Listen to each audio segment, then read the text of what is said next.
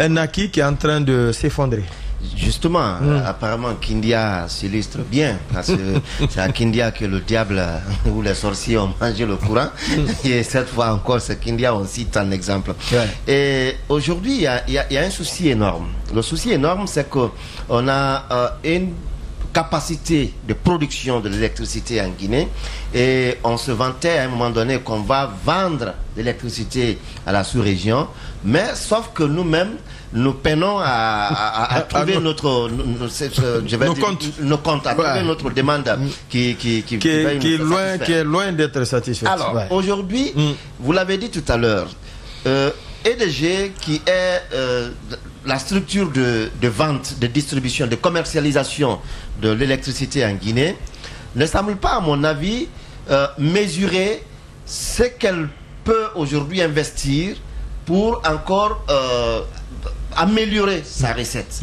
Parce que vous savez qu'il y a aujourd'hui des industriels qui avaient par exemple 200 et quelques millions à payer par mois à EDG, aujourd'hui ne peuvent pas payer 200 et quelques millions, ou même pas 200 millions à EDG.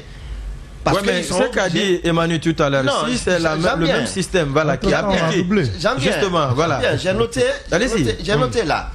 Pour les industriels, vous ne pouvez quand même pas me laisser allumer mon groupe toute la journée et revenir avec la même facture à la fin du mois.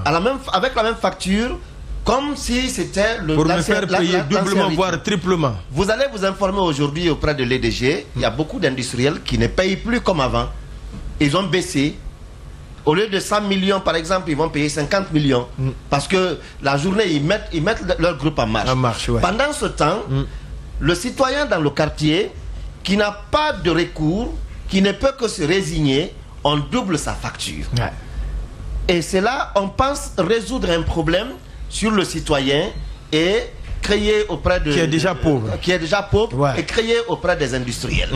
Aujourd'hui, le problème, je crois, je le disais la dernière fois, les acteurs connaissent le problème, mais trouver la réponse à ce problème aujourd'hui, ça assécherait leur poche. D'accord. Voilà. Donc il faut maintenir le cap ainsi pour qu'on investisse à tout moment, on injecte à tout moment de l'argent au lieu de résoudre le problème définitivement pour ne pas assécher aujourd'hui leur poche. Donc il faut nous maintenir dans ce cap-là. Il faut nous maintenir dans ce cap-là. Malheureusement, la Guinée, tous les acquis qui sont obtenus sont souvent remis en question ou s'écroulent du fait de la refondation ou de la rectification. Nous allons partir...